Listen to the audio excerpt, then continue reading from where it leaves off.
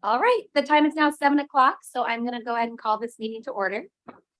We appreciate you taking the time to attend this evening. Please stand and join me in saying the Pledge of Allegiance. I pledge allegiance To the flag of the United States of America, and to the republic for which it stands, one nation, under God, indivisible, with liberty and justice for all. Thank you, guys. All right, our first order of business is to review the consent agenda. Is there a motion to adopt the consent agenda? Madam Chair, I move that we adopt the consent agenda as presented. Wonderful. Is there a second? I second. All those in favor say aye. Aye. Aye, opposed? Motion carries. All right, next up is our section titled Spotlight On. It happens to be School Board Recognition Month, and Dr. Lyon would like to say a few words. But before I turn it over to him, I just wanted to say thank you as well on behalf of myself to all four of you. It is not an easy job to sit up here, and I know we all have different perspectives and opinions, but I really appreciate that we are able to have open conversations and open dialogue and come to conclusions that we are all able to support. And that has been really wonderful. So thank you guys. All right, Dr. Lang, All right. I took the words right out of your mouth. Well, earlier today, when I was asking about School Board Recognition Month, and I said, what do we have lined up?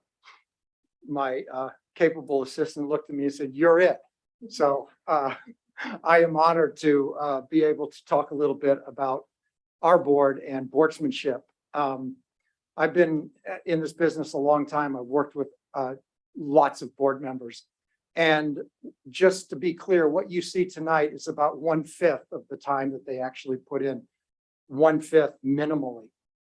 It's really 24/7 when you start getting into it, and you know, all the different things that are going on. In my estimation, to be a board member on a school board, especially now, is one of the highest levels of service that you can perform for your community. And I'm really not embellishing that. I've worked with hundreds of school board members, and it is thankless in so many ways, except for one. You get to see the direct results on students of the work that you do. You get to know in your heart that you're doing work that impacts 4,700 kids in our community and shapes their future and carries the values. Harmony, you're a Sherwood graduate. You've been here right through it all, and here you are, and that's a real tribute to you. It's you are serving your community in just a great way. When board members get on a board, the first order of business is to panic about Robert's Rules of Order, and because that it's so complicated. And Jessica, when you leave the board, you will be on speed dial when we have issues with Robert's Rules of Order. But school board members really quickly learn that they have to be comfortable with conflict, which most people are conflict avoiders. But when you are a school board member, not only do you have to be comfortable with conflict, you have to grow over time to become adept at navigating conflict for outcomes that don't necessarily serve all, but most assuredly serve students. That's the base of your decision making. And so to be an effective board member is really something. It's a long journey, and it requires a lot of teamwork. It requires a lot of understanding about how messy the work is. School districts are messy. We are a messy enterprise. And that's a good thing, because that means that kids are being creative and they're growing and making mistakes and tripping over the code of conduct. And we're just bringing them through, and we're doing it to the best of our abilities. And you guys are sitting in chairs that make all of that happen at the very highest level. And sometimes it's kind of lost on a community because there's such this focus on the budgets and the finances and the policies that you don't really get a sense that school board members are making a difference at the student level, and nothing could be further from the truth over time. So to become a really good board member is it's a real skill. It's a skill set that takes a lot of effort and energy and focus to do well. And I just applaud you all for willing to serve the Sherwood community. You've done a great job this year at one of the most difficult moments that this district is encountering with the financial situation. And you're hanging in there and you're making decisions that are good for kids. So I would like to thank you on behalf of the Sherwood community and our employees for the work that you do. Thank you. Thank you. And I know we really appreciate, we were given these sweet little gift bags today with cards and letters and candy and all these little logo treats. And we are so appreciative. We were going through them and reading all the cards, and I know that they totally touched my heart, and same for the other members up here. So thank you guys very much. Okay, you get to be in the spotlight again. It's board report time and you're up. Superintendent report. I will be brief. We are next week having our public-private summit. We're bringing together a number of corporate partners to discuss ways that they could assist us and partner with us in creating pathways for students regarding internships and certifications. We've invited Portland Community College to the table. They're very excited about this. They will be the piece that can really articulate some of the certification pathways. So that's exciting. That's next week at the high school. And kudos to Marlene and the high school principal, Adam Mitchell, for organizing that and pulling it all together. And the only other thing I'll mention is we've got Romeo and Juliet coming up. Paisley is not here this evening. She had a family matter that she needed to be away, our student representative. I know she would have talked about that. February 2, 3, 4 at the high school is Romeo and Juliet. So thank you. All right, up next, we have Kyler Pace. Would you like to join us up here from SEA?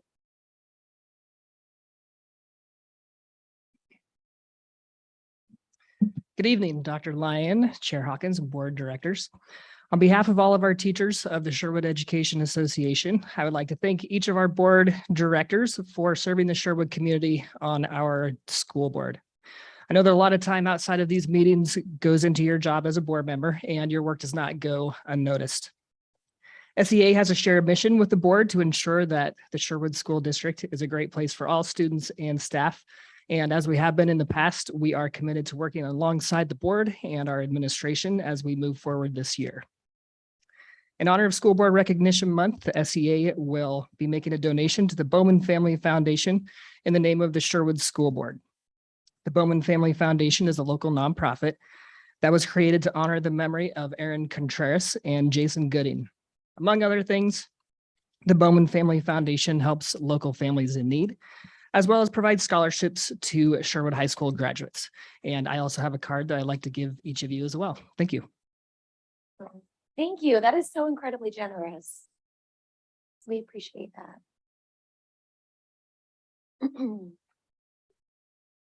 Thank you.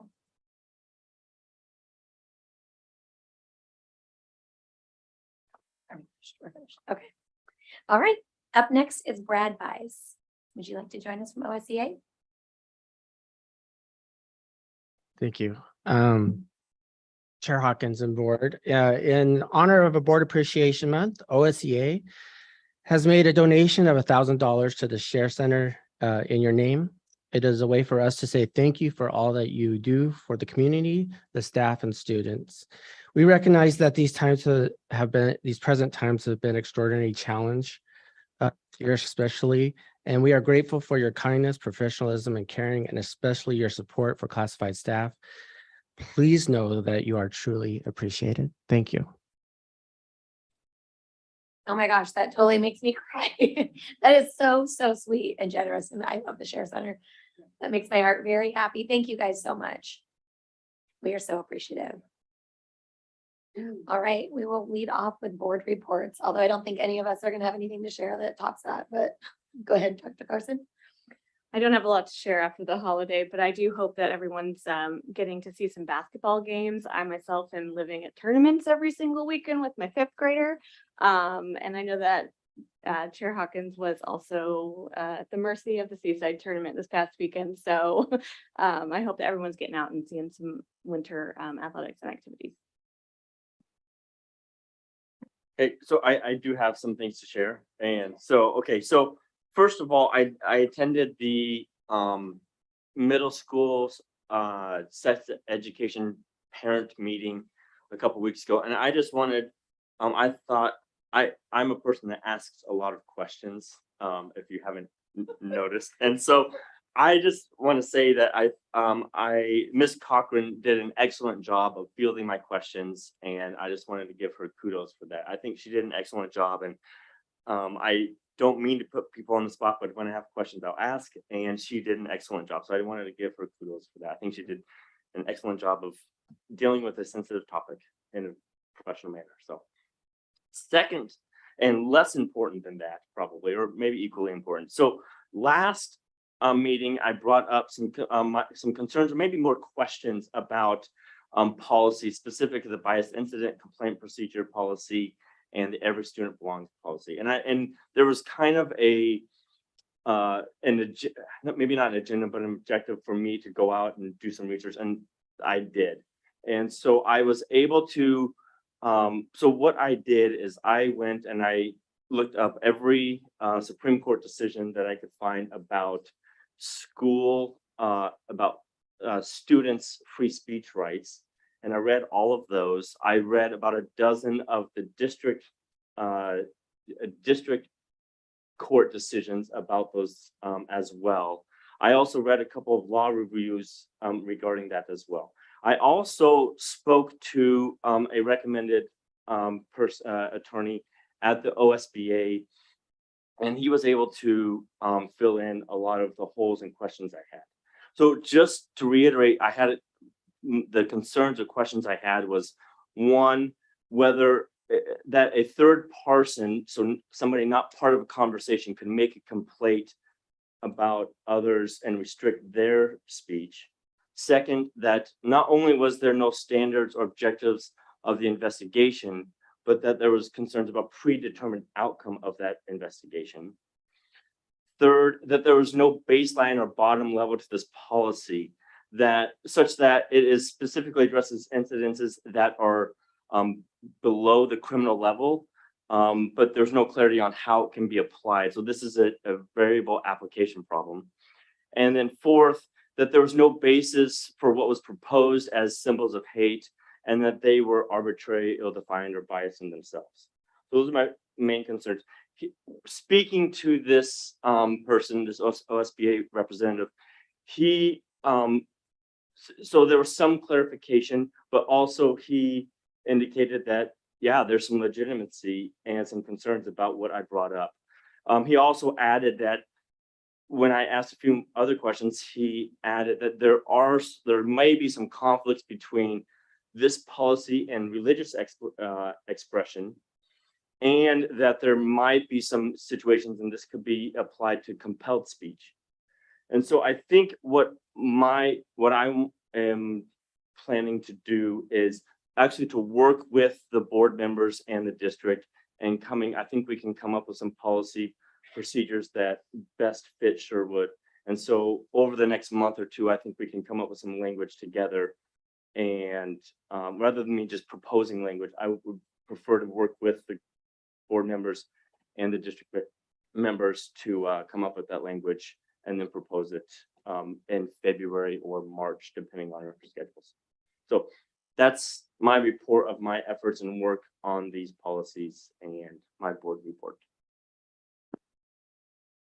Thank you. Director Adamson. Thanks. I just wanted to, School Board Recognition Month is always awkward. Every year that I've been on this board, I just find it awkward because for me, it's such a privilege to get to be here. It is a privilege for me to serve. It's a privilege for us to get to focus on outcomes for our students sitting in the back of the room, and all of our students in Sherwood, their teachers, the administrators, our staff that do heroic work every day connecting with kids, whether it's our folks in nutrition services, feeding healthy meals to kids and lifting folks this day, to administrators who have hard jobs, especially when students aren't exactly on point in the way that we want them to be, to counselors that are giving comfort to kids that are struggling, to students that are being courageous and showing up at school board meetings and sharing their perspectives. I'm so excited about the work, about the students that are coming out of Sherwood, their achievements, what they're doing once they leave the Sherwood School District in all kinds of fields, and college and not college, and pursuing trade careers and serving their communities. I'm so proud to be a part of this organization, and just really, really grateful for this opportunity to get to do that and to serve with my fellow board members. Thank you. That was very nice. All right, Director Thorne. I don't know how to follow that one Yeah, up, that's but a tough one. I second what Jessica said. It is very much an honor to be able to be involved, and there's nothing more important than our kids. Not a thing. And it is a privilege to be a part of doing everything that we can to make their lives better, education wise, support wise, all of that. So I am also honored to be a part of this team, and I want to give a big thanks to everyone involved in putting together our little thank you bags with the cards from the kids, and that was very touching and very thoughtful. And I know that took time out of a already busy day, but it made my day to read all those, and so thank you from the bottom of my heart. Very short but brief. I have a favor to ask our community, and that favor is grace. It may be known to some, maybe not others, of a recent incident that I will call Forkgate. And disagree or agree or whatever the feelings are on Forkgate, I would like to just remind our community that we have an amazing new superintendent who is very proactive. He is a problem solver. His team are problem solvers. They're not only problem solvers, but they're reasonable and aggressive problem solvers. And it's very much a pleasure to get to work with all of them because they really listen, and they hear of something and man, they're on it. They are on it. Sometimes 9 o'clock phone call at night to in the school at 7:30 in the morning on it. So, everybody has had different experiences, but this is a new team of 10, and everybody that's sitting up here is very interested in hearing from the community and being problem solvers. And so I just would like to, for things that come up like Forkgate, there's some things that we may not know, right? There's a lot of things that we don't know, but we don't know what the problems could be unless we're told. And the best way always to get that information out to us is we have an email address, leaders@sherwood.k12.or.us. We are all listening. We are all here to serve you. And I'm not saying, don't deliberate about it, deliberate all you want, but we all also want to hear about it so that we can help be problem solvers for you. And sometimes we may not see, a post on the forum or this page or that page. I know myself, I'm not on social media nearly as much as I used to be. This takes up a lot of time, So anyhow, so I'm just saying, we want to hear from you, and I just would like to ask for a little bit of grace. Thank you. All right, thank you guys. I don't have much for reports. Mine are kind of all business. I just want to put another PSA out there that along with all the other things we discussed in our work session, we are going to have an open seat, at least one, or if not a couple, on our board coming up here in the spring election. So If this is something that you would consider being a part of, or you'd like more information about, we really want to encourage people to get involved and to ask questions. We can't give you direction on what you should or shouldn't do, but if you want to reach out to any of us and ask us about our experience, what it's really like, how much time it takes, what we think of it, you're welcome to do that. We definitely want to have people run in this election who are really interested in being involved and really want to do what's best for kids. So just a little PSA for that. And also briefly, if you are not able to attend the work session earlier or listen to it, I know at least I personally am going to share it. I'm not on my social media as much anymore either, but I'd like to be able to share it and have as many people hear it as possible. I know there will be a lot more information to come if that's the road we go down, but I think the first step is just getting people to even understand what we're talking about. And that's a really good introduction to what that looks like. And so I'm going to share it. I'm going to ask that my friends kind of share it and just take a listen. You don't have to form an opinion about it, but try to maybe start becoming educated about it, because I do trust our community and I think that our community will support students. But I think they first have to understand what that looks like. So that would be a request on my behalf.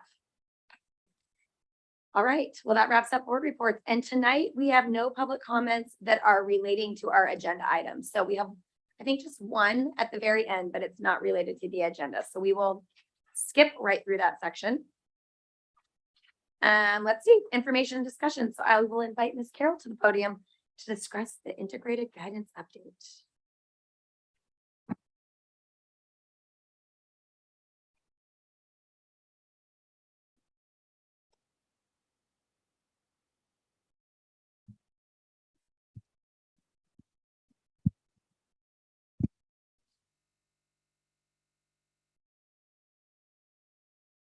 All right. Thank you, Board Chair Hawkins, Dr. Lyon, and board members. Tonight, I'm excited to share a little bit about the integrated guidance process that we've been going through.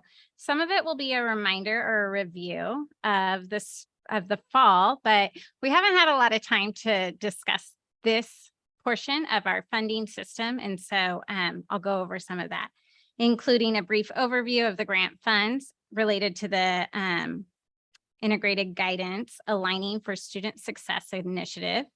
I'll provide an update on the requirements and our timeline for continuing to receive the 6 grants as a part of the initiative.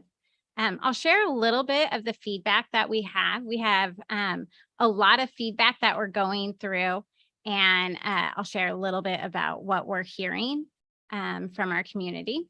And then I'll also discuss some of the initiative shifts that we might have to make in light of our budget shortfall.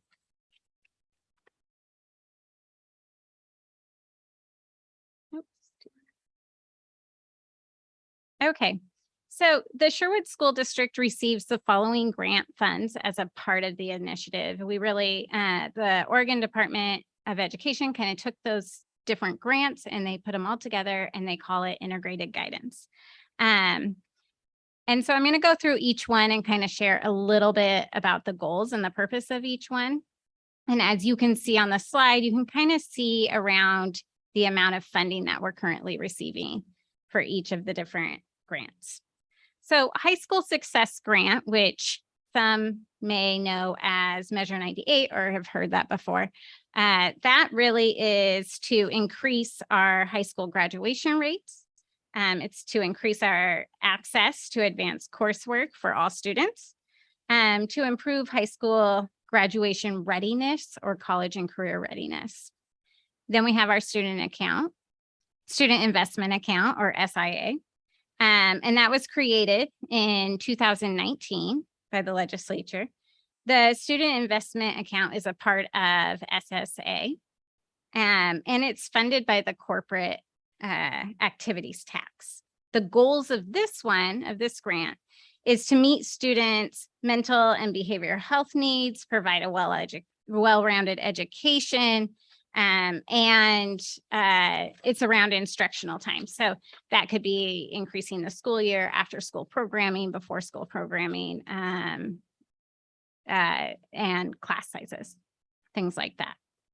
The next one is our continuous improvement planning. Although that doesn't provide additional funding in grant, we have to do it in order to receive our student investment account funds. And that's a requirement by law that we participate in the continuous improvement planning. The goals of that is to really engage community partners and our school district, leveraging different ideas in order to improve our education and all of our systems within our K-12 education here in Sherwood. In addition, that continuous improvement planning is really multi-year planning. So we really look at that multi-year. You may remember our strategic plan that you see each year. That's a part of the continuous improvement planning. Career and technical education, or our Perkins funds. Those funds are federal funds and they're provided to the state, and then the state kind of divvies them out to school districts based off of a variety of things. But they're really there to improve access to participation in these different programs that prepare students for high wage, high skill, and in-demand careers. So looking at what's in demand here in our local community, in our consortia area, Washington County, and the metro area, and really focusing on getting our students into those fields. The early indicator and intervention systems is a system in which like teachers come together. We call it intervention or MTSS, and we look at data, and those funds go towards that practice, looking at data to see what students need improvement on and how we can support them. And so it's really the data piece, and we're looking at primarily how do we get students on track to graduate? What do they need? And then our Everyday Matters is the grant that is all about attendance, right? So if students are here, they're learning, and that grant really focuses on attendance.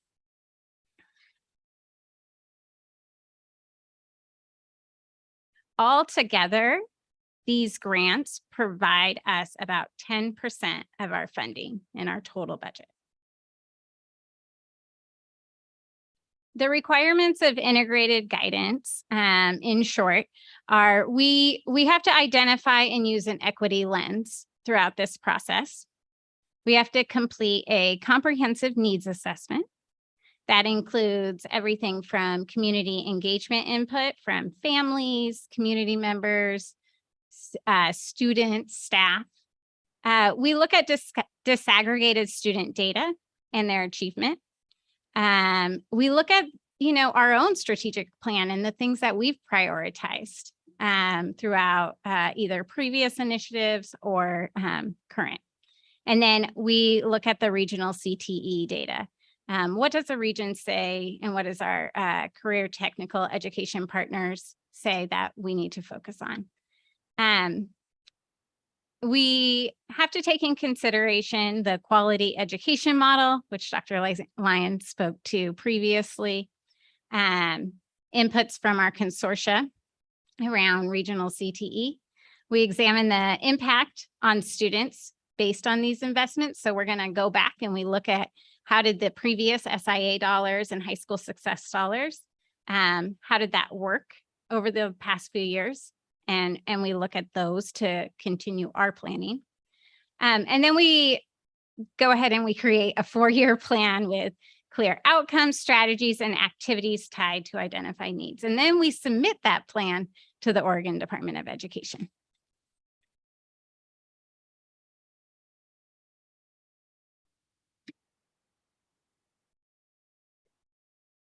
As a part of our needs assessment, I think it's probably important to kind of go back in time and share with you a little bit about what we invested in when we invested in our SIA dollars. And so our community feedback from 2019, when we received additional funding through the student investment account, was really to prioritize mental health supports, increase our STEM and CTE offerings, provide more options in areas like music and arts. We really wanted to reduce class sizes, so create smaller class sizes for our students, and support students' behavior and academic needs. And so in 2019, we took the feedback from the community, and that's kind of where it landed.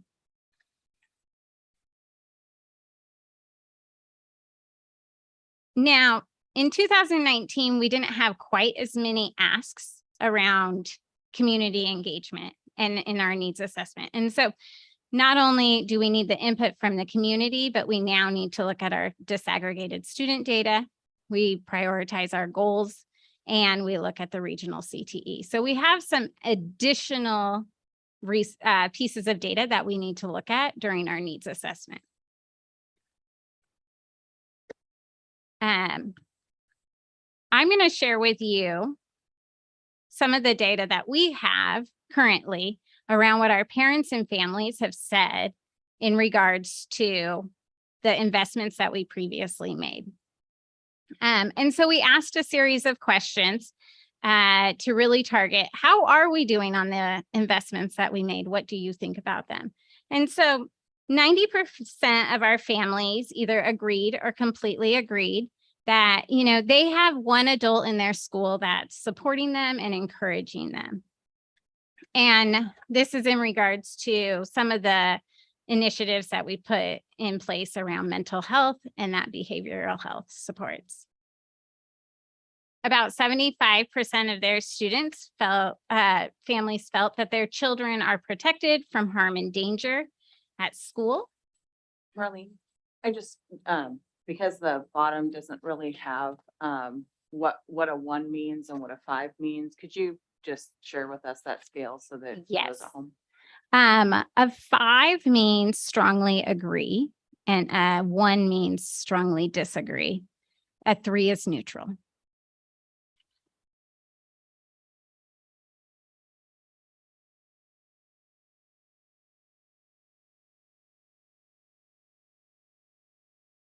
Okay. In families reported that about 80% felt that they were happy with the additional mental health support provided by the children's schools. That was one of our largest needs in 2019. And so we were happy to see that reported.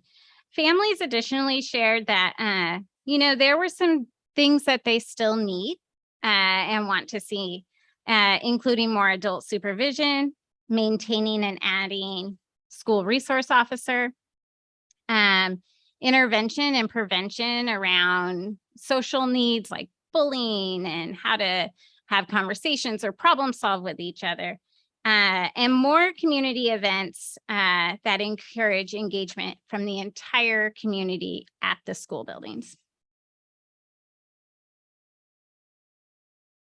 Our data came out as about 75% of our families agreeing or strongly agreeing that their child is engaged and supported in their learning.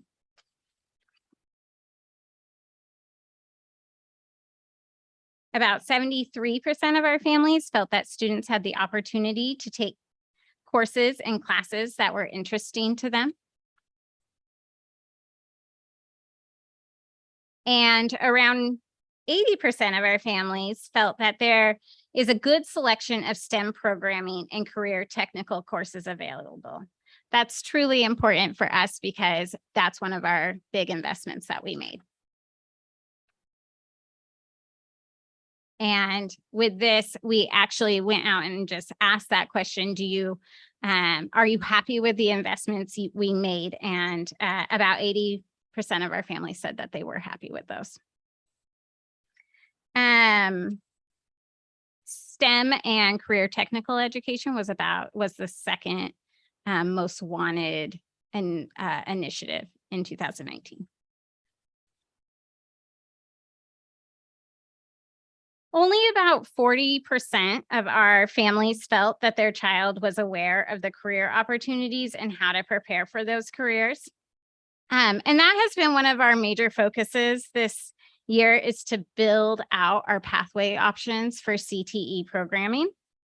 and those career opportunities. And I think Dr. Lyon mentioned it in his report that next week we're hosting a public-private partnership summit, and that's with industry leaders in the area and our teachers and different colleges representing the CTE pathway programs.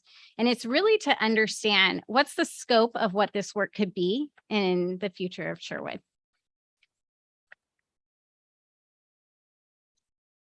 About 80% of our families feel engaged in the school community and school-sponsored events. So we were excited about that. We still know that we can do more, and we look forward to that. About 75% of families feel like there are activities that match student interests and needs.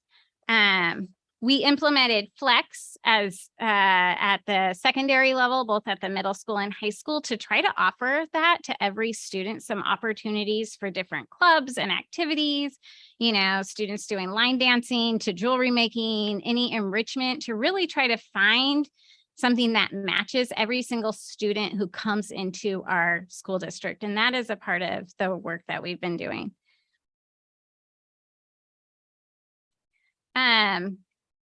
About 66% of families felt like they had access to programs like summer enrichment or early learning opportunities and different parenting supports. Parents really reported that fees were a hardship for them.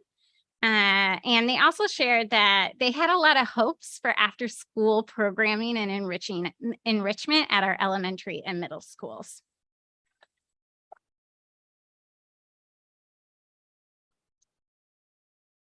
So one of the challenges throughout all of this is to really determine what do we do with all of this information, and knowing that we have continuing needs from our community, from our families, from our students, while also going through a budget shortfall. I think it's pretty important to note and just give you an explanation that the allocations from the 6 grants, they change year to year with Sherwood's population changes. So it is based on enrollment once again. An example would be for Measure 98 and the high school success grant. If students you get about $800 for students. Every time you lose a student, you decrease that amount of money. And that decreases the entire allocation. So we are anticipating that next year's allocations will be less than previous years. And in addition to that, one of the challenges is we're seeing costs rise. Everybody's seeing costs rise, and we're seeing that happen here as well. And so that definitely affects what we're able to do with these funds. This is truly just a challenge that comes with enrollment with your grants, because they are based off of student number of students.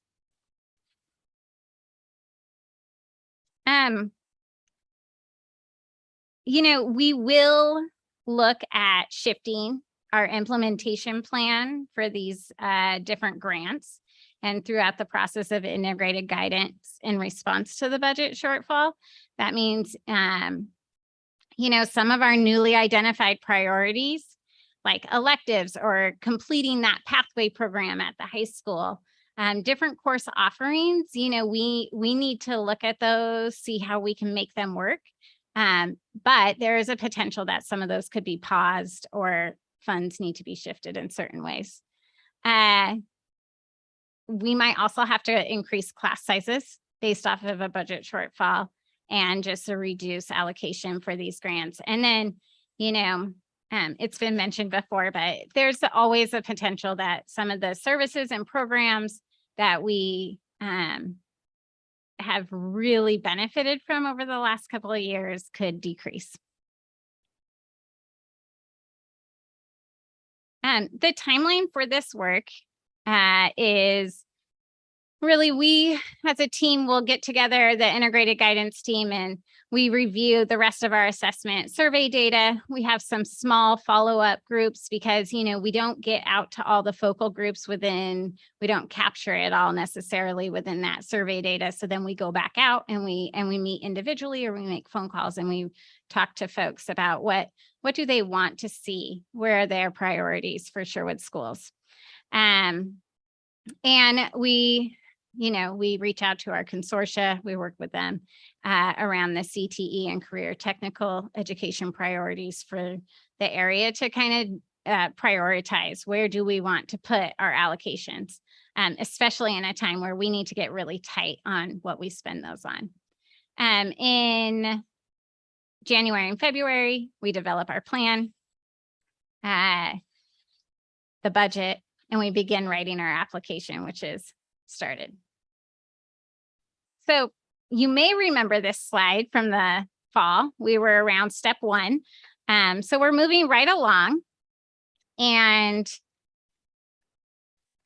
in February, we will really get tight on our plan, and we'll bring that back to the board, to you all, and we'll post it for community comment so the community can see. And then in March, the application opens and we will be submitting our application. Any questions? I don't have any questions, but I just think like, oh my gosh, what we wanted in 2019 for our students is still what we're like desperately seeking to maintain now, and having watched all this work build and the things that really have been added, it's hard to imagine putting a pause on some of that work or reducing some of the services we've already begun to offer. So just the reality of that stinks, but we appreciate the presentation. And thank you for all your hard work. Yeah. Sure, it stinks for you too. It was a great presentation, but stark reality. Thank you. All right, next up, Mr. Bennett is going to come to the podium for the 2021-22 district audit presentation.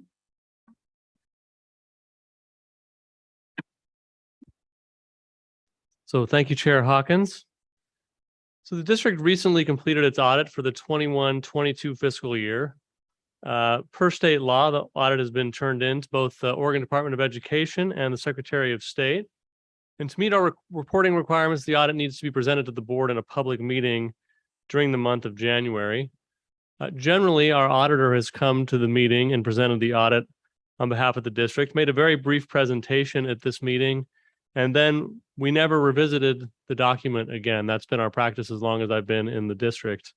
This year, we're making some changes. This year, I'm making the initial presentation, which is essentially I presented each of you with a copy of the audit and the letter from the auditors prior to the meeting and left it in your seats. And our change in plans is this year is due to a desire to really improve our fiscal procedures and processes.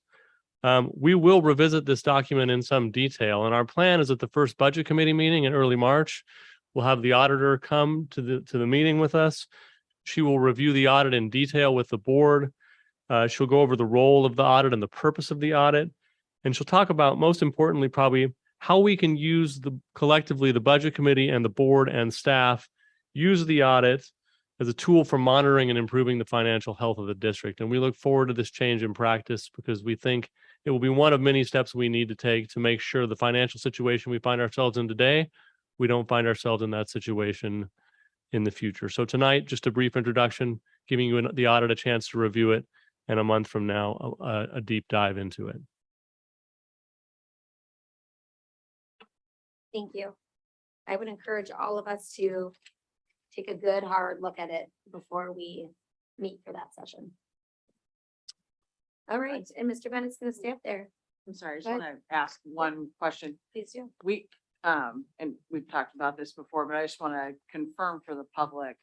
In addition to our auditors releasing this report, this is something that our financial consultants are reviewing and will provide perspective to staff and to the board on. Is that For correct? sure, we will go over this with our financial consultants and have them weigh in as well, Thank you. and in the budget development process in general. Appreciate that. Thank you. Are there any other questions? All right, you get to stay up there and give us. Okay, different I'm up here for a fiscal while. update. I know, just keep going. Go ahead, take over. My watch isn't telling me to stand anymore. So tonight is the first fiscal quarterly update. One of the things we committed to was taking a deep dive on a couple of issues on a quarterly basis. This is one of the changes in our fiscal processes. And so tonight is our first fiscal quarterly update, coming a couple months after we announced our financial shortfall to the community and to the district. So tonight, we'll take a look at our general fund financial update. Unfortunately, I don't have great news for you on that front.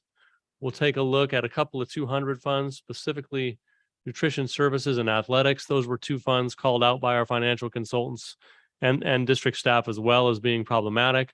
We'll take a look at an enrollment forecast and what that looks like. And we've already talked about the school funding situation and what that looks like in Salem and some of that news. So the big picture is our revenue is down slightly. We have a little bit of increased revenue from Northwest Regional ESD service credits.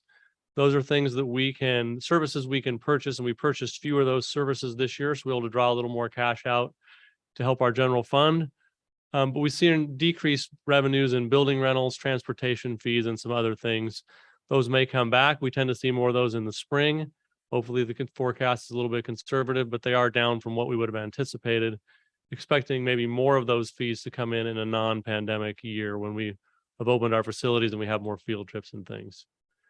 Our expenses are down by nearly $1.2 million, but less than we had anticipated. We've seen purchase services go up significantly, which I'll talk about a little bit more later on.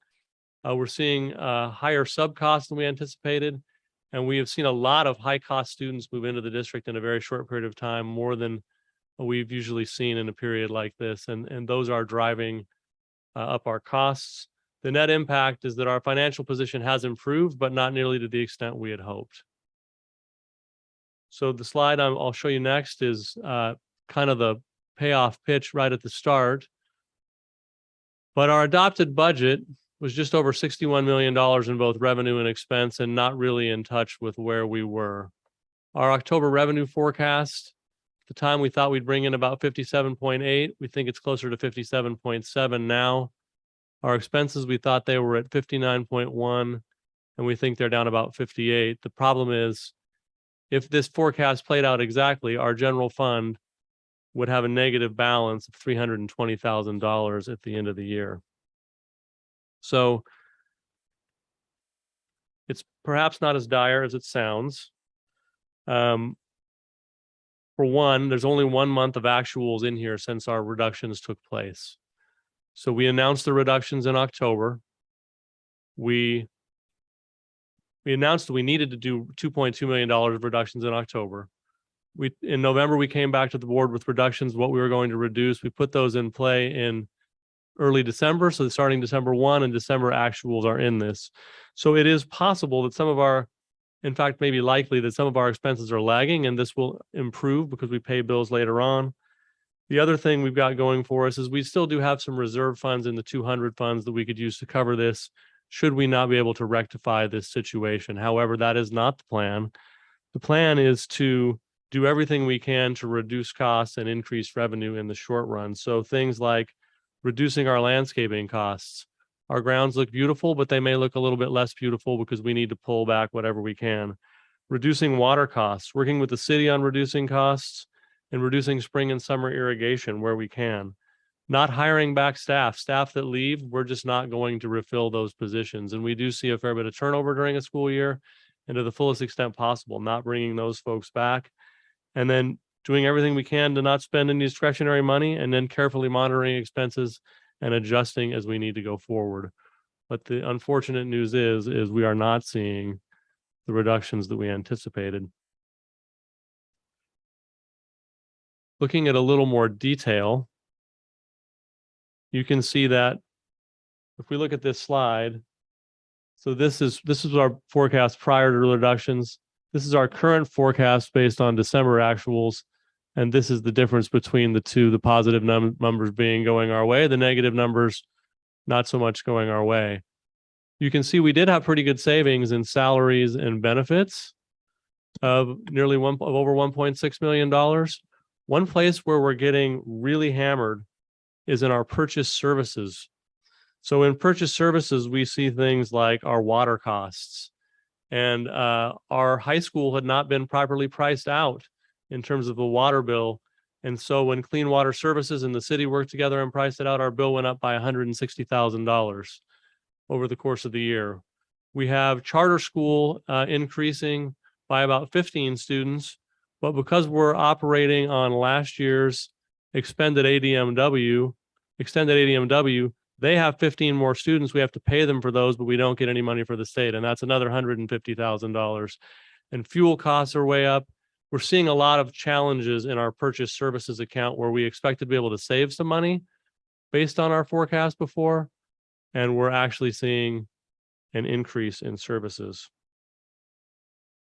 One thing to note on this page is there's one thing that might be a little confusing, and that's this $800,000 in expenses moved to grants.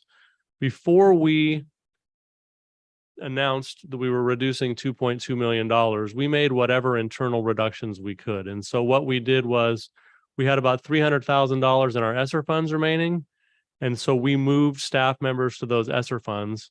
And we had a $500,000 grant that we used to cover our sub costs for the year. And so we moved those out before.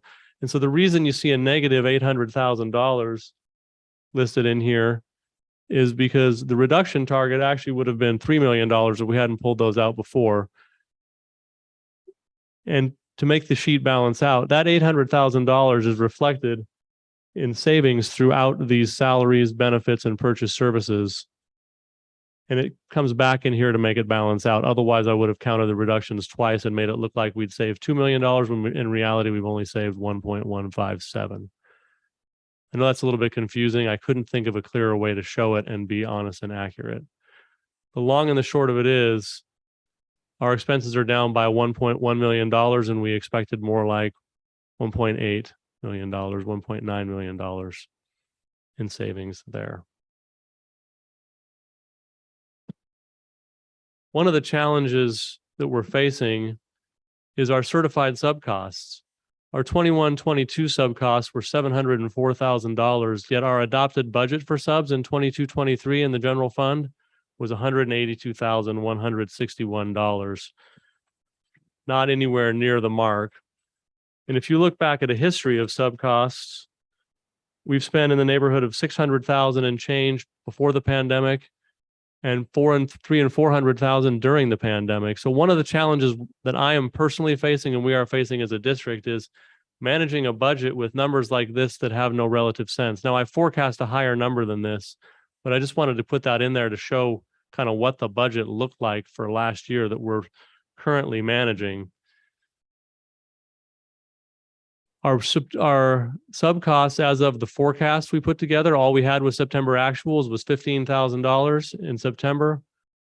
Some of those costs lag because we pay a service. We spent $94,000 in September or in October, $63,000 in November, more in December, and January is on track to be more yet. So we have to take a look at our sub costs going up. We expected them to be a little bit less than the year before, where we had people being quarantined for 10 days. And out of school for a long period of time. And I believe we'll spend more than we spent last year on substitute teachers. Purchase services, as I mentioned before, is also a challenge. And I already covered those things. And just a general inflated cost of services. When somebody comes to do work on our buildings, repair a boiler or things like that, costs are just generally up.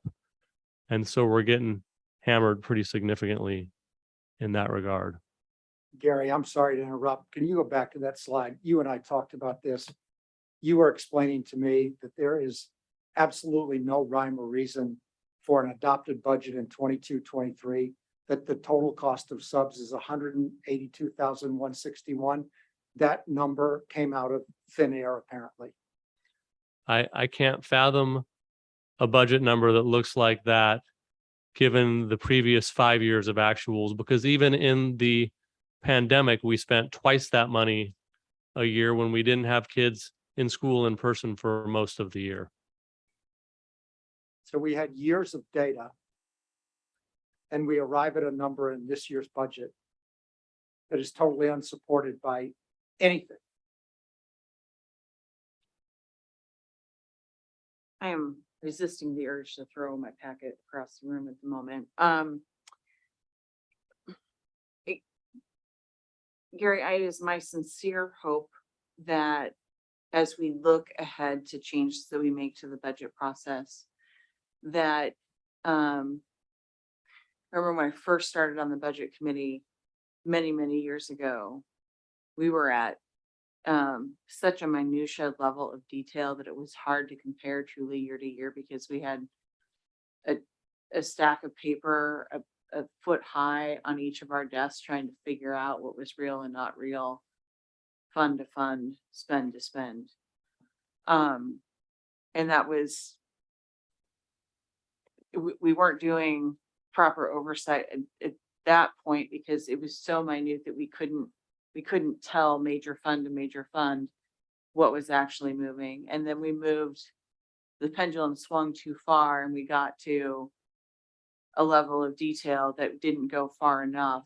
It's my hope that we can swing that pendulum back. So this is the kind of data that we're able to see, not in kind of from a program level adjustment. What is trend over a 3 to 5 year period, last year actuals, and then budget for the following year so that we're able to ask questions at this level of detail and catch what's a, $500,000 swing in numbers that isn't, I mean, we did not see that level of detail.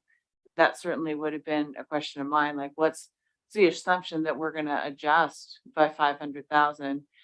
Sure, there's, we're not going to quarantine people for 10 days, but there's not, it's just not going to disappear like that overnight either. And so I'm frustrated by the lack of information for us to be able to question those assumptions. And I know I'm preaching to the choir here because you're sitting here with this in your lap and for the first time trying to deal with it too. But this is the kind of information that the board and the budget committee really need to be able to see so we can do our jobs.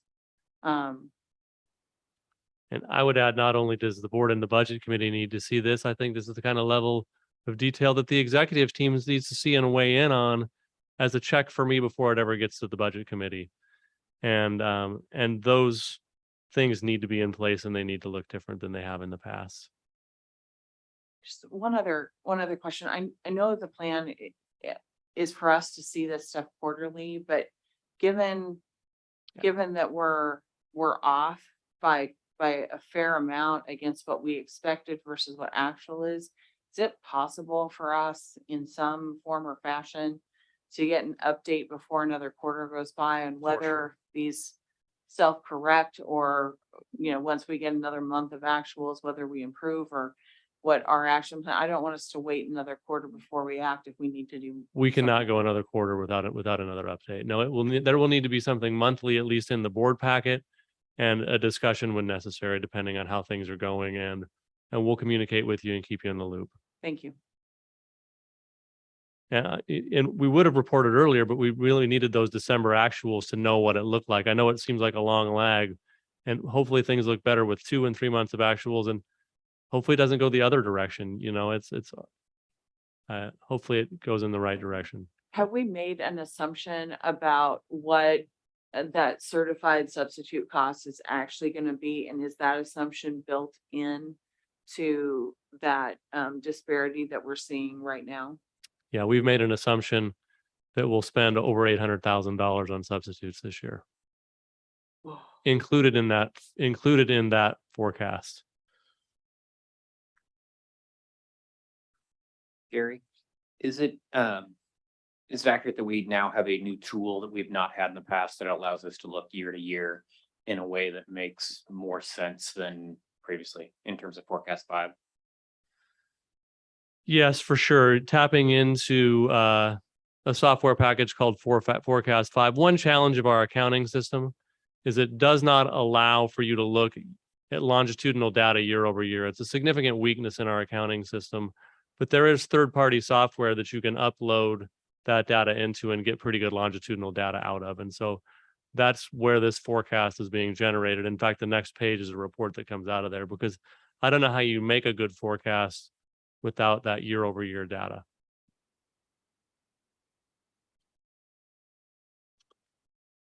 So in fact, this is a report that comes from that software, and it's just a more detailed look at the same information.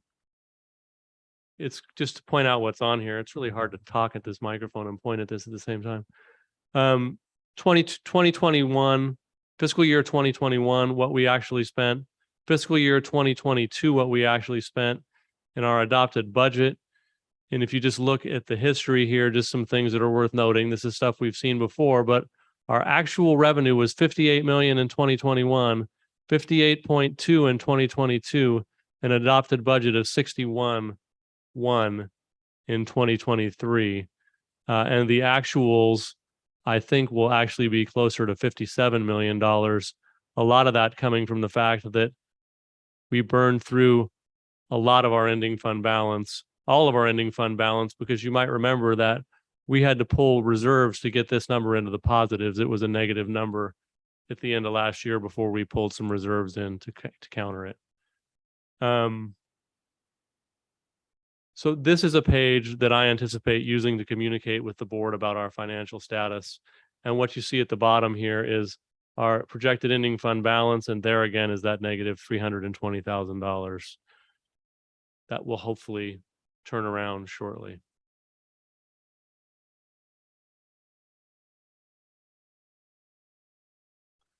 The other thing you can see is the purchase services, where we're projecting, even after making some reductions in there, of about $800,000 more than we spent last year after making reductions.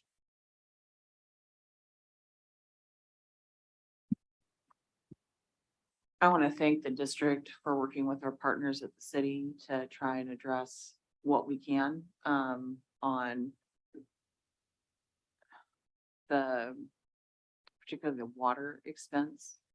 I assume that we are doing everything we can to minimize subs for curriculum or other institutional pullouts, and that is not a source of increasing sub costs, that these are in fact filling in for vacant positions during the day due to use of. I can't say that for the most part, any professional development we're doing is all paid for out of grants that have specific ties to that. It's not coming out of the general fund. And as far as I know, these funds, these subs that we're talking about now are used to pay for filling in leaves when people are out sick, taking personal days, things of that nature. Thank you.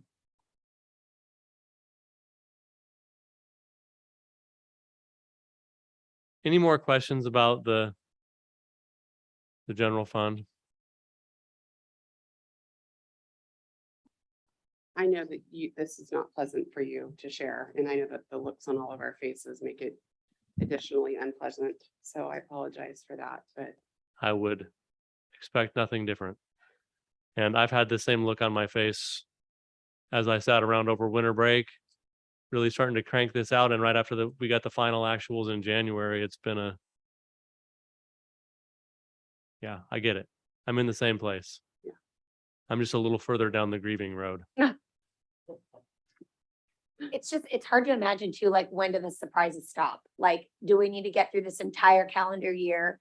And then we're gonna find every little gap that we somehow missed, because especially for us sitting so far away from it.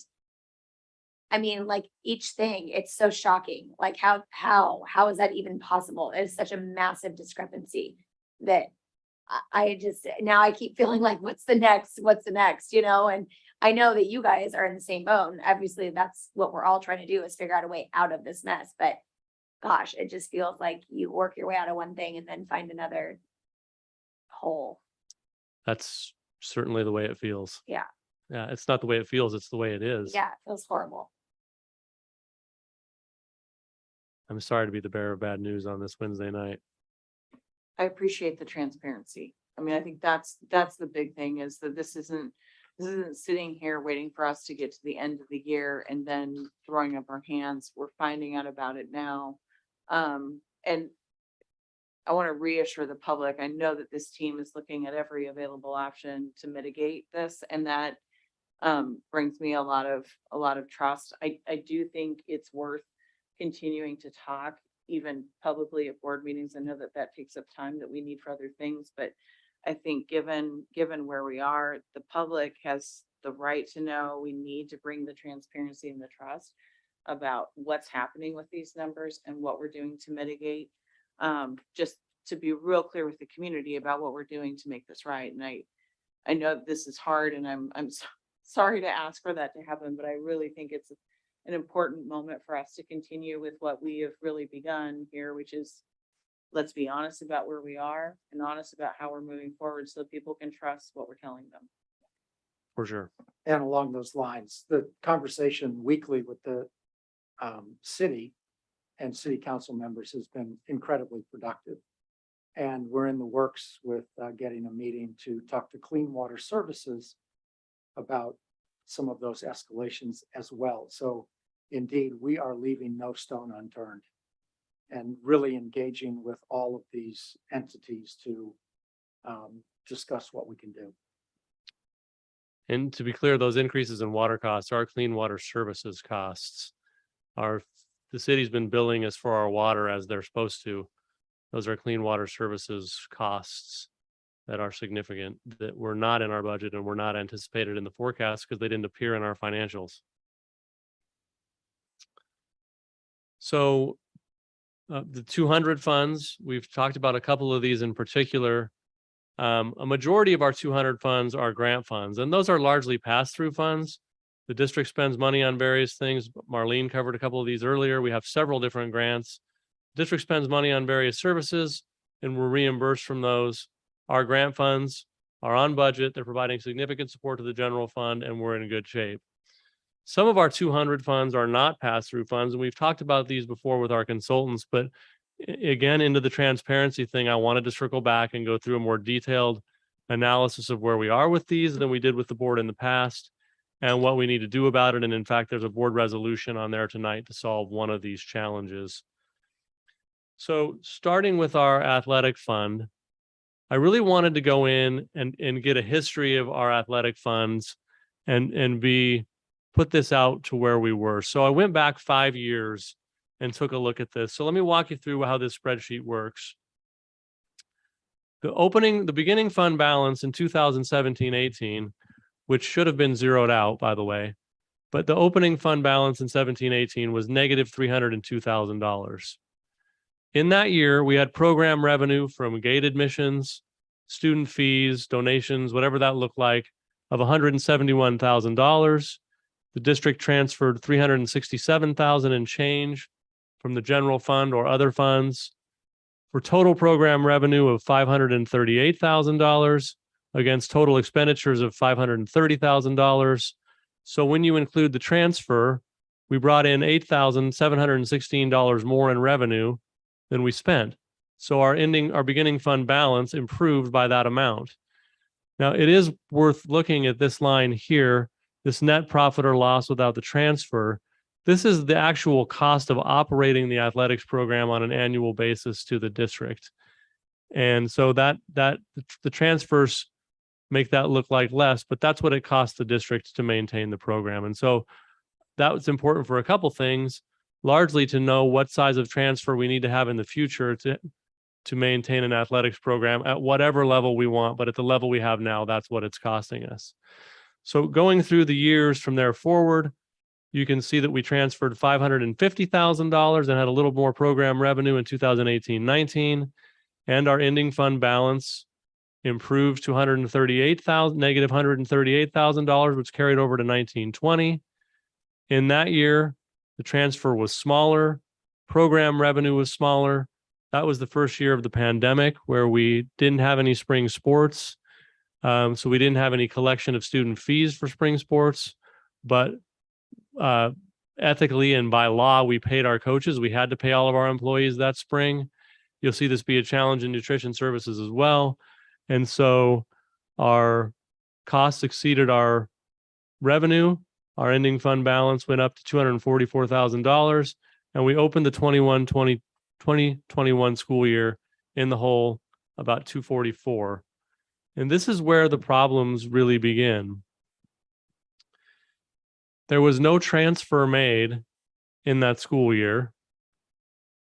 And there was a little bit of program revenue. The reason this program revenue is so high was all of our revenue came in the spring and for some reason wasn't transferred from the student body fund where it's collected. It's collected at the high school student body fund. I'm not sure this is the best way to do it. We're looking into a better way to do this, but those fees are collected at the high school student body fund level and then transferred to the district. They weren't transferred during this fiscal year. They were transferred the following year. So that makes this look artificially high and this look artificially low. Nonetheless, in the 2020-21 school year, our fund balance negative jumped to $738,000.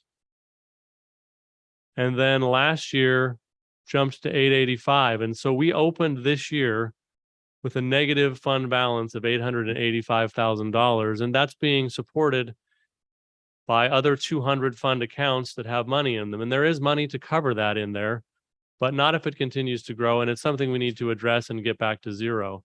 And when the 200 funds were reported to the board and the budget committee and to staff, they were rolled together into one bunch instead of separated out. And that's where this challenge came from. It was masked and difficult to see. Can I ask you a quick question? I've seen this 885 number now a few times and never seen this breakdown like this. So this is actually, it's not great, but it's nice to see how it got to be this number. Can you tell me two things, why the transfer is so different every year? Like, how is that decided? Well, the transfer is part of an adopted budget, and the transfer for this year is set at $257,500 for the 22-23 school year. So it's whatever the board has budgeted or adopted the prior year is what. gets Yes, but in transferred some years, the board adopted one budget and a different amount was transferred because some credits were moved in from ESD credits or something Okay. along those lines. And I do not know why there was no transfer in 2021. I don't, That's what I was gonna ask next. I don't have an answer for that question. But what it did, the net of it is, if it was a transfer that it was due from the general fund, it artificially increased what our fund balance actually looked like and left this problem hard to see without getting into the details. Okay, thank you.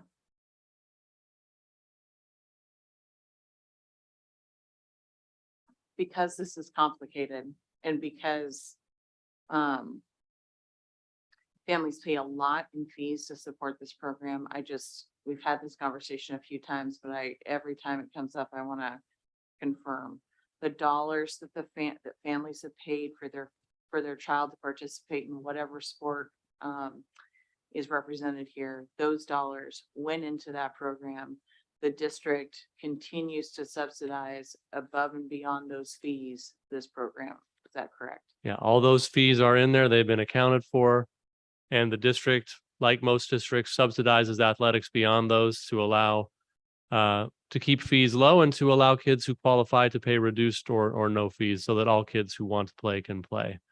The other thing that I wanted to make really clear about is this is not financial mismanagement by the high school athletics or the high school athletic team.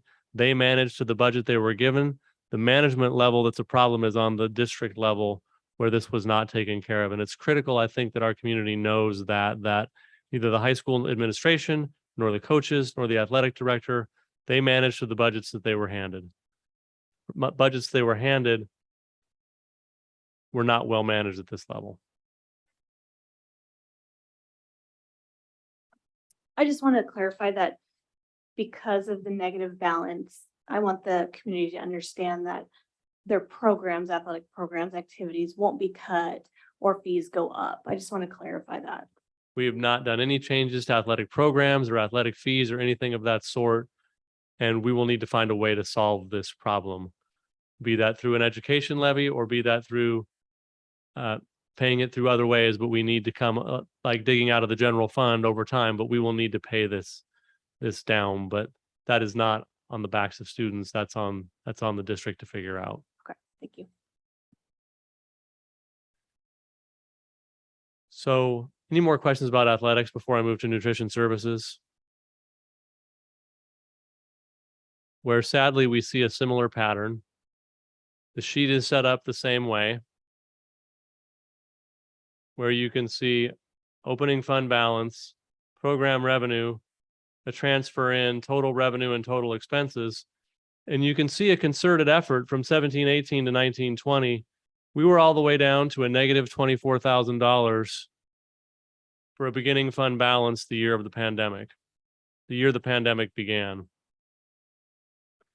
You can see that we lost some program revenue, which makes sense because we didn't sell any lunches to kids in March, April, May, and June. We had a smaller transfer that year.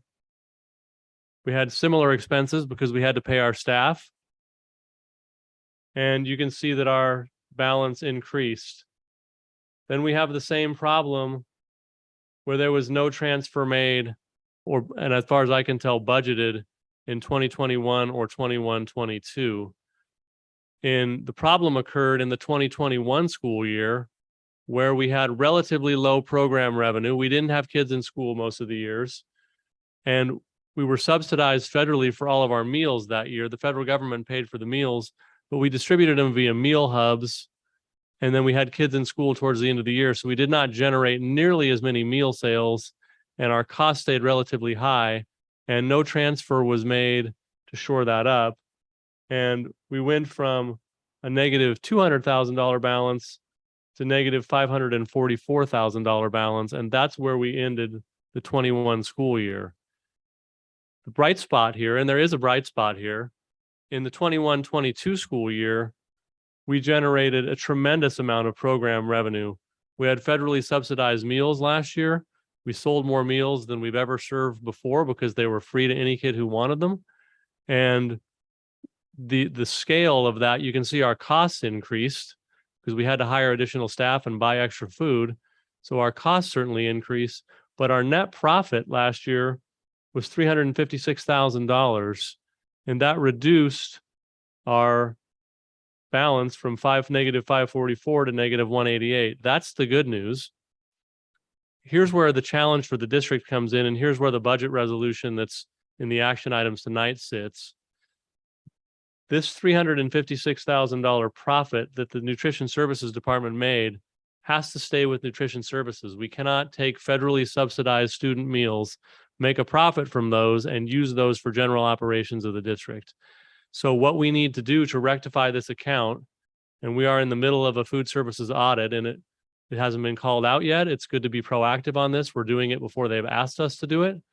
But in order to square this up and to be in compliance with federal guidelines, we need to make a transfer of the full $544,000 into this fund so that the fund balance starts the year at a positive $356,000, which is the profit Nutrition Services made last year. Now, the one caveat I will give to this was we've been in contact. We've asked a few people about this specific thing to make sure we've got it right. And we recently heard that there is a possibility that we can go on sort of a payment plan and do it over 3 to 4 years. And so we had a couple conversations with ODE, and they were going to look into some details. So if it's possible to do it over time, that may make sense. But the resolution in the budget was put in place before I knew that, and it's to transfer the full amount. So if that doesn't end up being what happens, I'll come back. But I wanted you to know we're looking into that. And it may very well make sense to just transfer the whole thing and just shore it up and be done regardless of what the situation is. The good news on this is our Nutrition Services Director thinks we'll be able to operate pretty close to in the black going forward. And so that should hopefully mean no increased subsidization of nutrition services by the general fund, which has been something, as you look back, you can see we've had to do for some time. Okay, I'm a little puzzled because if we've been subsidizing it the whole time, then I'm not understanding why we need to transfer the 544 or essentially 545, because the 356 offsets other subsidies that the district has been doing over time into that program. So I'm sorry, just run that past me one more time so I can understand why we need to. Great question. I tried the same logic thread, Okay, and I like the logic thread, and I was I do unsuccessful. too. Essentially what happens is if we were to have done this by the books, we would have zeroed, there would have been a zero beginning fund balance in every single year. And then in the year when we made a profit, the entire profit has to stay with us. So to erase sort of 5 years of not being at zero to start, we have to make up the whole thing and show that entire profit. I tried that thread of logic to see if we could do something a little different.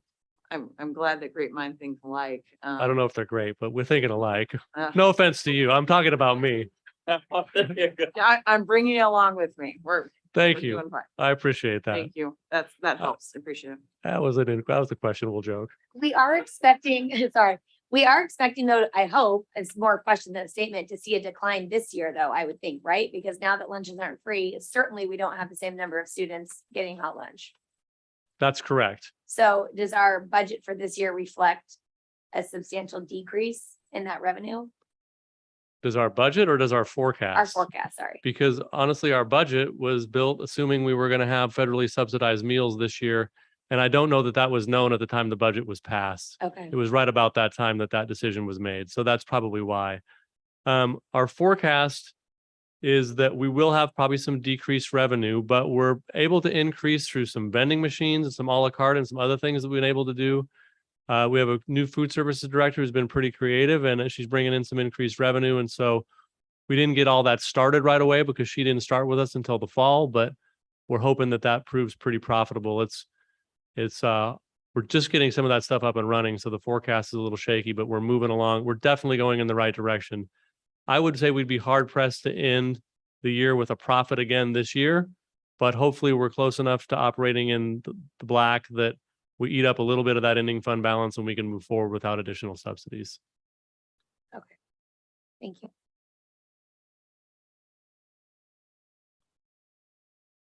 Okay. The last topic tonight is around enrollments. And the district uses a couple major sources of data to predict enrollment. So we have a demographer, Davis Demographics, and they're telling us that they believe they will get their report to us in late January. And they do, for those of you who are new to the board, they do a fairly detailed analysis looking at everything from birth rates to when a new home is built, how many students come from one of those homes, how many come from multifamily dwellings. When there's turnover within a certain school district's boundaries, what are the capture rates? They go pretty detailed on all this stuff and give us a projected enrollment. And then we have our own calculation that we do as well. And we use both of those numbers to try to gauge us to a decision. So I'll walk you through a little bit of what that looks like tonight and try to give you a heads up on what enrollment looks like. Again, we don't know yet, but this is our current thinking. So this is a little bit tedious, like many of the slides I present, but let me walk you through what's here. So in this first column, that was our actual enrollment a year ago. And this column here is our actual enrollments as of today. So you can see we are down about 30 kids from last year, which is still higher than we projected because our projected enrollment last year, we used two different forecasts. Using the estimate, our calculation, we came up with 4653 last year, and our demographer came up with 4654, and our actual number of kids was 4693. Part of that's because we allowed more transfers into the district than we anticipated to offset some budget challenges. So this slide is kind of to tell you how this calculation works, and then I'll show you what the calculation is. So you might notice that in January of 22, our kindergarten class was 299 kids. And in January of 23, that class had grown to 312 kids. We added 13 kids to that class over the course of a year. And we typically see that with all of our classes. You can see that first grade went from 271 to 281, 288 to 298, 323 to 388. And those numbers are calculated over here. So you can see that in grades 1 through 12, we actually added 111 students over the course of last year. Part of the reason our enrollment's down is because you move out a large high school class of 411 and move in a kindergarten class of 268. That's where that challenge comes from. So one of the ways we estimate enrollment is that we take our actual number from last year. So this is the kindergarten number from this year.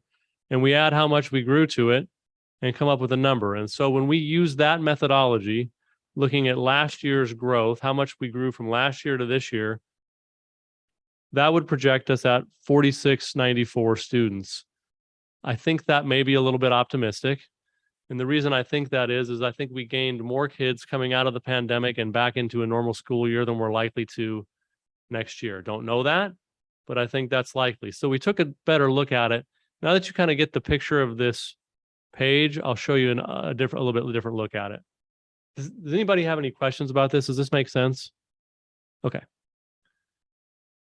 So this first column is the one I showed you before, fiscal year 21-22 growth, and that yields us with 4,694.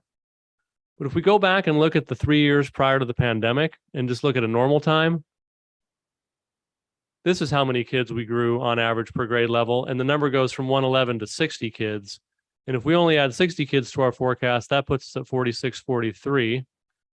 And then this one on the right is the average between our historical and last year. And so if we were going to make an estimate today, I think we would choose that one, which would put us at 4,669, which is about 24 kids less than where we sit right now. And that's our kids in the Sherwood School District itself. There's a couple things that help that out a little bit. I think I mentioned that the charter school grew by about 15 kids. Those kids are not encountered in here, but we're paid for those kids. We've also added, it helps our budget and is a challenge also. We've added a lot of kids on IEPs. So we're now for the first time ever above our 11% cap. A lot of those students I mentioned before are some students that cost more to serve, but because our number of students on IEPs are up, our weighted average goes up. And so we are there. It may look better than this when it shakes out in the end. We have more students who are ESL students. We have more students navigating poverty. We have more emerging bilingual students. And when you add those weights together, we may come out ahead of this. This is just raw enrollment data for our K-12 schools, not including the charter school and not including out-of-district placements. So just a quick update. We'll have more information from the demographer, and at the end of this month, we'll come back and compare those two and try to make a more accurate prediction. Any questions on this before we wrap it up?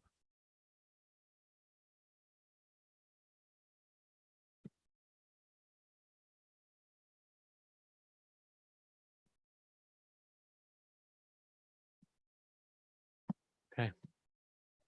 I think I got one more presentation, All right. or I one think we're- more. We're moving on to action items unless I've lost track, correct?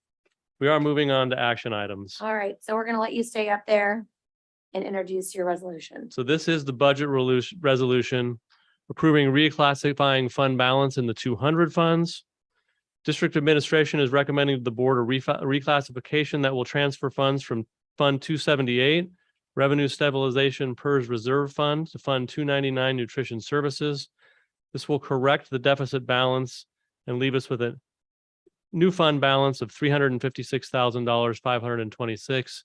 This is the mechanism by which our consultants recommended that we address this problem.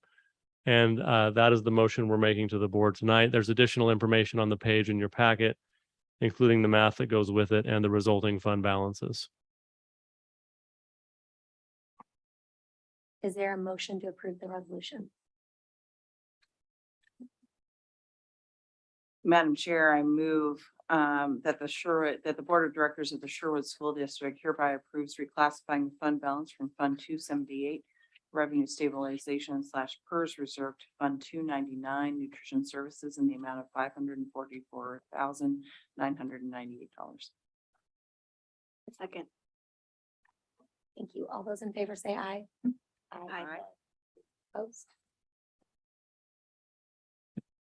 Sorry, motion carries 5-0. Thank you. Thank you. You're finally off the hook. All right, you're back on the hook. Okay. Okay. Next Okay. up, Dr. Lyon We're gonna get, and a- Dan Goldman, I believe, correct? we're gonna get a report from our partners at the Northwest Regional ESD, but before we do that, I want to make sure they're not bringing any bad news. Yeah, totally. You are not allowed to come to the podium with any bad news. So. All right, we're out. No, just. Let, kidding. let It's me all- introduce all of you. Dan Goldman is the superintendent of Northwest Regional ESD. Christine Riley is a board member, not only a board member at Northwest Regional ESD, but with Gaston as well. So you get a double dose. And then we have with us David Williams, Chief of Staff. I just want to thank David and Dan for the partnership that we have with the ESD. You guys are extraordinary. You run a very complicated organization that touches 20 school districts. You work with all of them exceedingly well.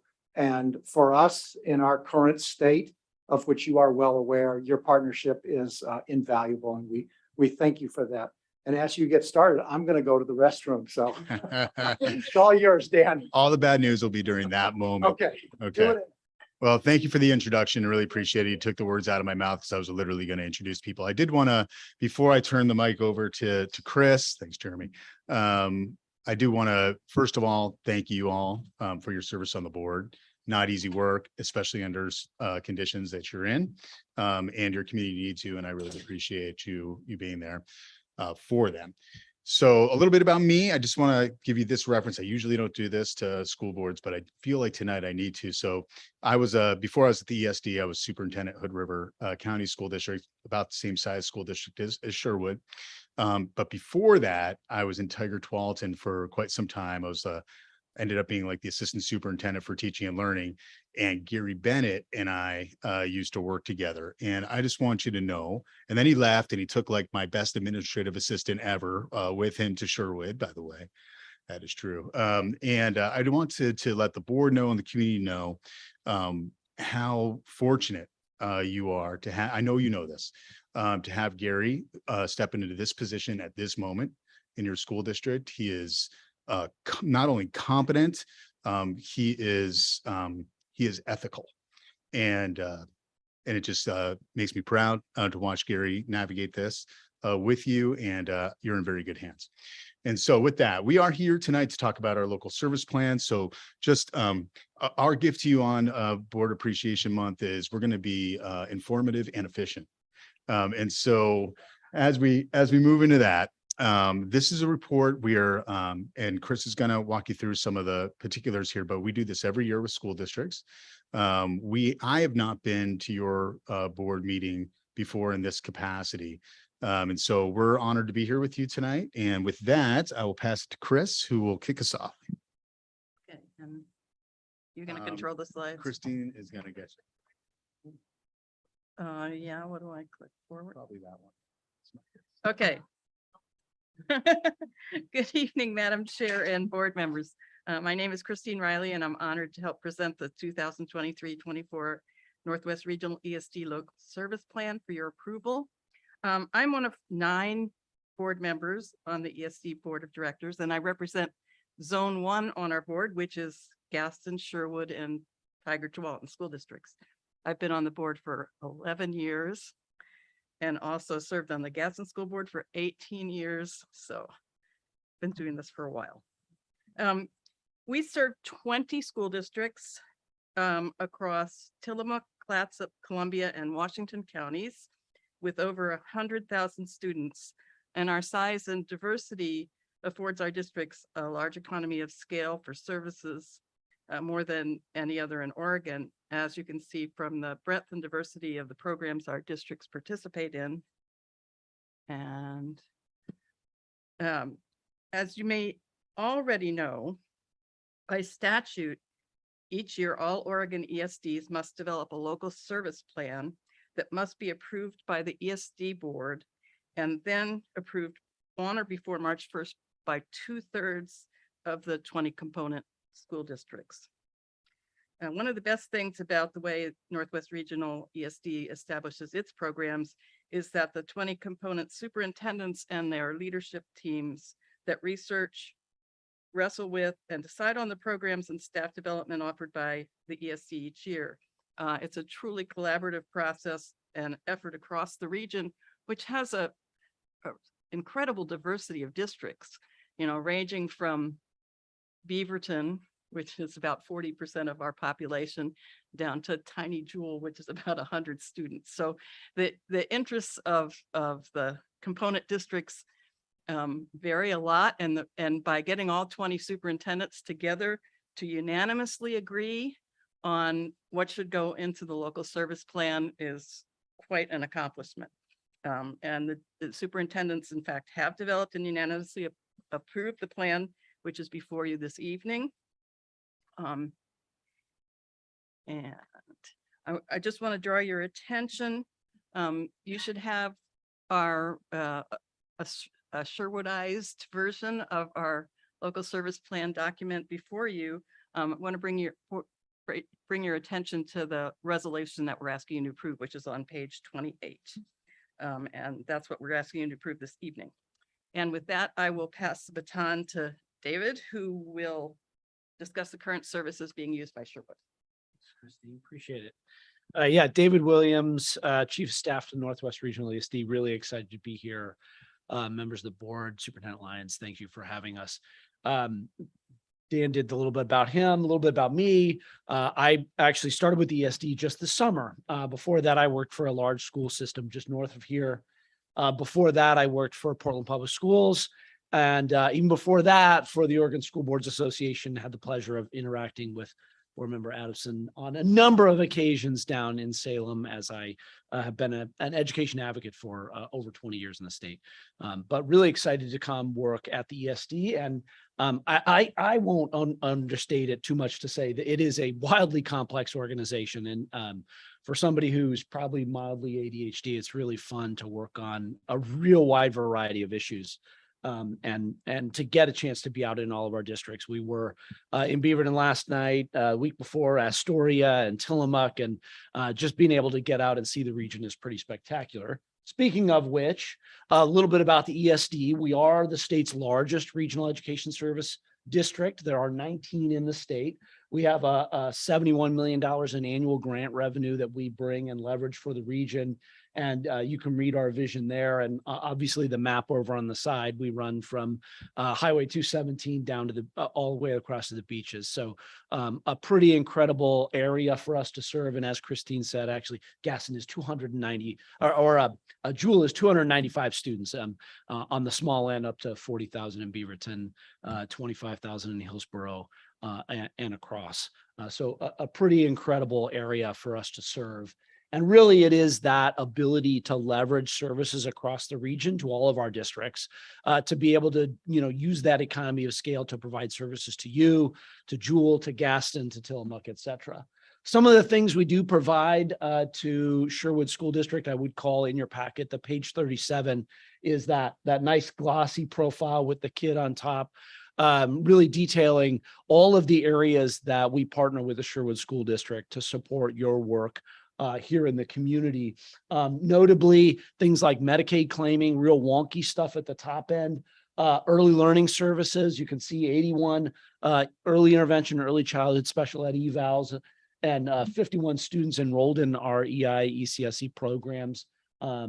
Outdoor school, we run outdoor school in the region, and our kids love that. And it's really special to see all the outdoor school counselors when they're not in our camps, in our offices, and they have their little name tags and, like squirrel and chipmunk or whatever. And I have to get out and visit still so they can give me a proper nickname, I think. So, that's unfortunate. That's unfortunate.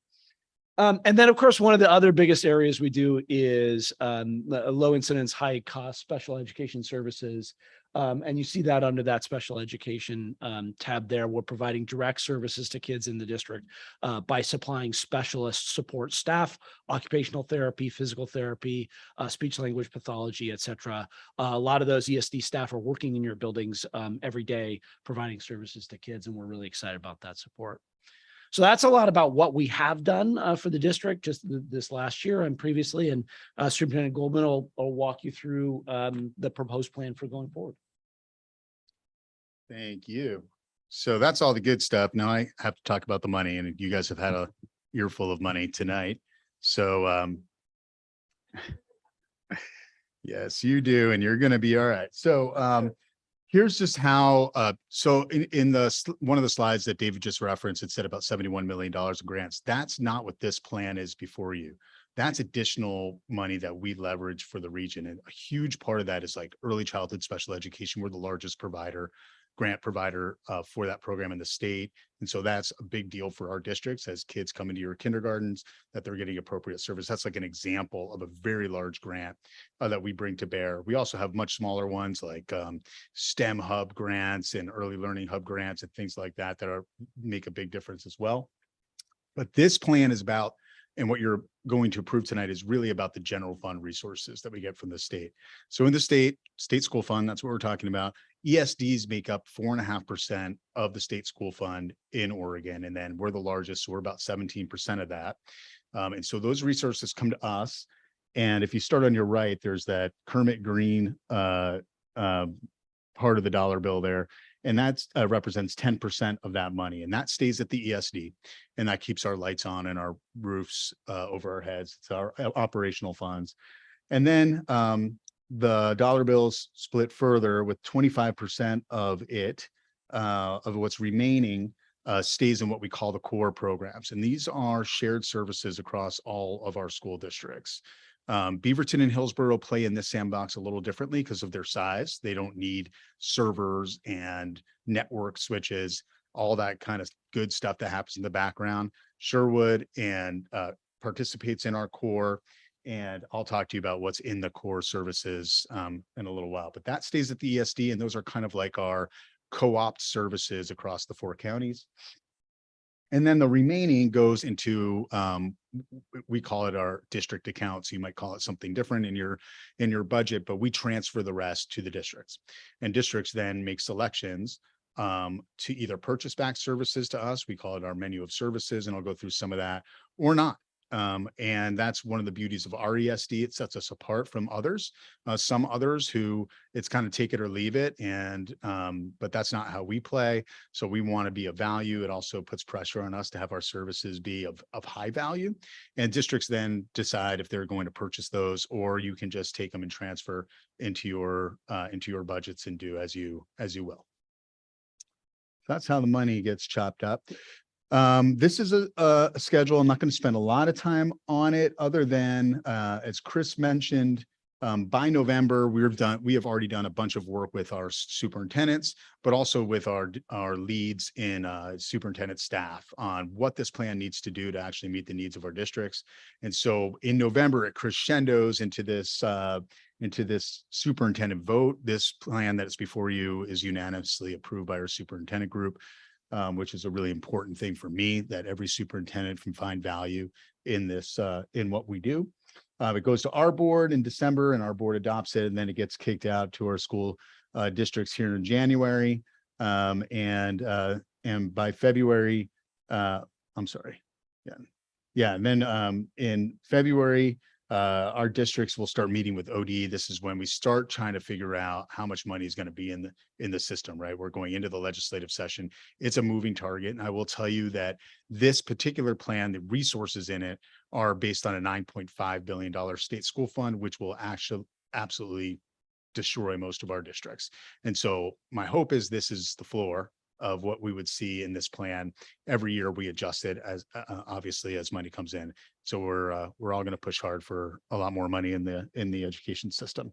And by April, districts have to select what they want to do with us, because we have to staff up or staff down accordingly. Okay, so like I said, this plan is mostly and historically about the general fund. The one addition now with the state's with the Student Success Act is that now by statute, boards, our district boards must approve our participation in the Student Success Act. And I'll talk to you about what that really looks like. We're in the law as technical assistance provider to districts. And so I'll talk a little bit more about that, but superintendents also approve that.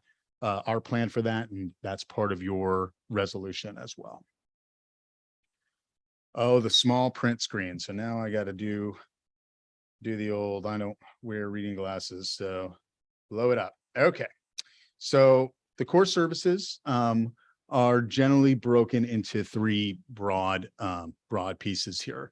The largest of all is technology. And so I just rattled off a bunch of stuff that I really don't know about: servers, networks, all the fancy stuff that makes our lives tick.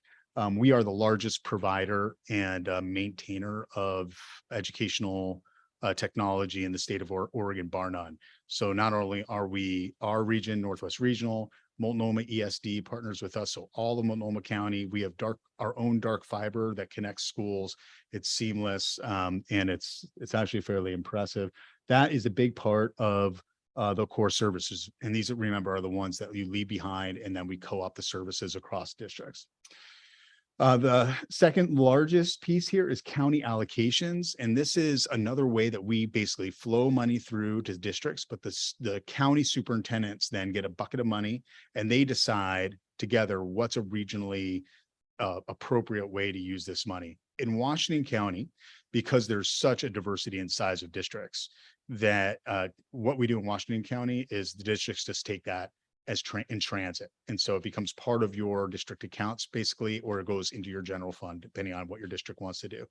Other counties like Tillamook County, they have a consortium. They make these decisions together. They manage the budget together, but it's like you get 40,000 kids and then in Gaston, you get a much smaller district and you just can't match the needs up.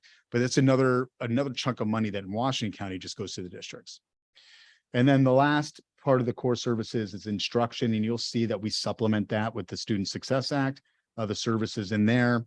The programs that David talked about that you're participating in within this instructional bucket, this in the SSA that I'll talk about, you're in the 9th grade success network. So your high school is part of that. That's a convening that we put on our folks. You're in our attendance services program, diverse educator pathways. You're in an instructional coaching network with us, migrant education programming with us. We have a regional educator network that you are participating in with us, school safety and prevention, social, emotional, and mental health, and then our dual credit program. So we work with Willamette ESD to ensure that kids can get college credit while they're in high school, and you're a big part of that in your district as well. And so you can see, like, you get quite a lot of service from the ESD on your instructional improvement side as well. On the service credit side, this is again the menu, and you can see in your packet, you'll see all the things that you get to choose from or not. This just gives you an estimate of what we're expecting at a $9.5 billion state fund to come through to Sherwood. And so you can see there $1.74 million is what we're expecting. We really obviously need to get that number up because it's not enough to keep up with the cost of services and what you want to do in your district. All right, core services. I just kind of talked through these, but just wanted you to have it in your packet. These are all the services that are included in there. And then here's our service menu, all the way from things like communications, like Scappoose School District contracts with us for a 1.0 communications director. That person's on our team and part of our larger communications team. That's an example of a administrative service, and then it goes all the way down to the things that you would expect from your ESD. And the biggest thing that you do with us is special education services. So those staff that that David had mentioned are a big part of the service array. And then our Student Success Act Technical Assistance Plan. So a lot of these things I just mentioned you are participating in already: 9th grade success network, attendance, etc. These are all ways that the ESD provides technical assistance to support your SIA plans, and now will be your integrated guidance plans. And so we like to fancy ourselves as your master professional developers. Of course, Sherwood is large. You have excellent professional development within your district, but this is augmentative, and you are high users of the professional learning services that we provide. And this department has come quite a long way. Back in the days when Gary and I were working on curriculum and instruction in Tigard, we would not let the ESD come into our district to do trainings because the quality was low. Now the quality is I'm very proud, is very high. We have about 70 people in our instruction department. They're highly sought after, and we get great feedback from your educational staff and that from across the region. And with that, we are happy to take questions, entertain motions. however you would like to proceed. Does anybody have any questions? No, we appreciate your presentation. Absolutely. All right, well, with that, is there a motion to adopt the 2023, I can't speak, 2024 Northwest Regional ESD Local Service Plan as presented? Madam Chair, I'd like to move that we approve the 2023-24 Northwest Regional ESD Local Service Plan as presented. All right, do we have a second? I second. All those in favor say aye. Aye. Aye, opposed. Motion carries 5-0. Thank you. Thank you. We appreciate it. Okay, and last but not least, we have additional public comment not pertaining to the agenda tonight. And I think we have one comment to read that Mr. Rose is going to queue up here for us.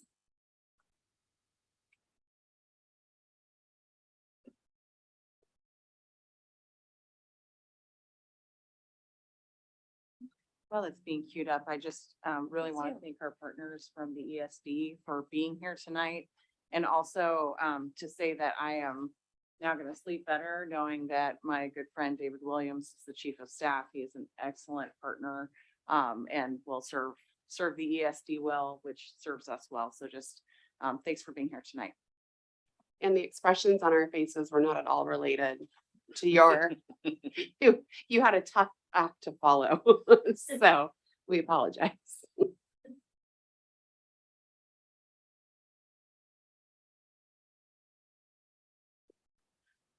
Michael Highland, Sherwood, Oregon.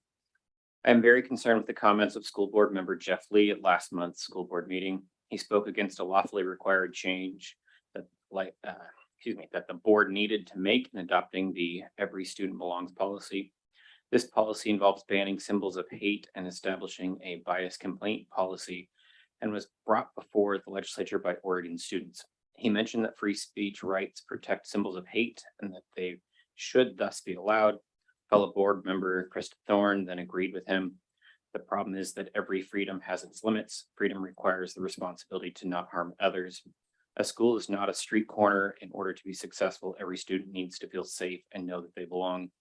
Symbols like the swastika, Confederate flag, or a noose are inherently threatening and create an environment of intimidation, bullying, and fear that disrupts the education process. I'm sure that they do not personally support these symbols, but a tolerance for the symbols of hate is a tacit acceptance of an environment of fear and bullying, which leaves students behind.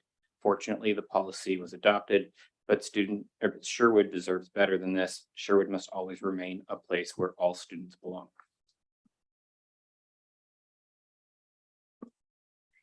Thank you.